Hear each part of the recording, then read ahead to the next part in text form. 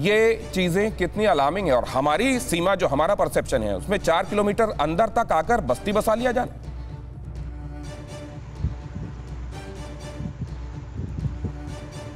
Chaturvedi sir. Yes, I couldn't get your question, please, Dinesh. Sir, ये 100 घरों वाली बस्ती बसा लिया जाना, एक तरीके का गांव बसा लिया जाना, वो भी अरुणाचल में, सीमा से हमारी तरफ 4 किलोमीटर अंदर। आपकी टिप्पणी सर।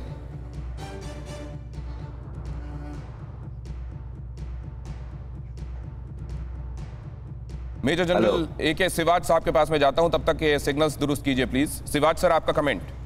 देखो दिनेश, ये जो आपने बताया कि 4 किलोमीटर अंदर होगा, मैं आपको पता है ये पूरी की पूरी line of actual control 3488 kilometre है, और ये कि डिमार्केटेड नहीं है ग्राउंड पे और डिलिमिट नहीं है मैप पे, तो वो एरिया ऑफ डिफरिंग परसेप्शन है।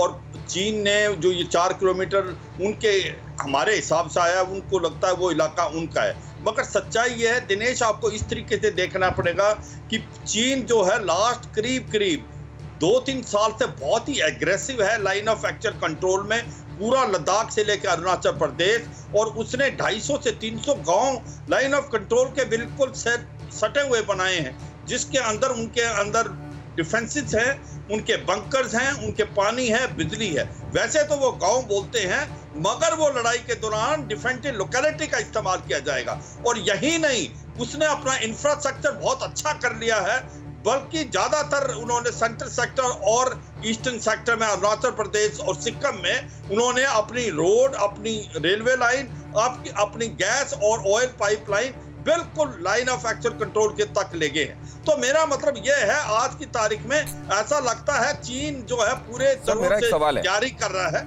और हमें बिल्कुल ध्यान देना है, भारत भी तैयार है। मैं ये भी बताना चाहूंगा अपने व्यूअर्स को, ये नहीं समझना। मैं तैयारियों पर आपसे अलग से चर्चा करने वाला हूं सर, अभी चैलेंजेस पर मैं चर्चा कर रहा हूं, और आपने कहा कि ये चैलेंजेस बड़े हैं और इसको ऑगमेंट करता जा रहा है चीन। लेकिन मैं एक बात समझना चाहता हूं, चतुर्वेदी सर के पास एक बार फिर से जाने की कोशिश करता हूं। सर, सवाल यह है कि ये बात सच है कि परसेप्शन डिफरेंट है, उनका अलग है, हमारा अलग है बॉर्डर को लेकर, लेकिन जिसको हम अपना बॉर्डर मानते हैं, उससे 4 किलोमीटर अंदर अगर कोई बसाहट चीन कर लेता है, तो हमारे लिए कितना बड़ा चैलेंज है ये?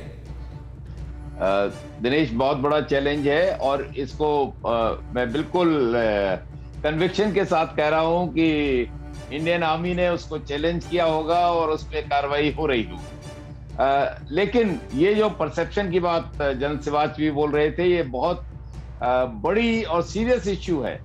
ये आज की नहीं है, शुरू से है, और ये बाय डिजाइन है चाइना कोई भी नेगोशिएशन कल्मिनेशन में रिजल्ट नहीं करने देता। ये जो बाउंड्री की बात है, ऑथेंटिकेटेड मैप्स, इंडिया इतने दिनों से चाहता है कि दोनों देश ऑथेंटिकेट करके एक दूसरे से मैप एक्सचेंज करें, उसने नहीं करने दिया।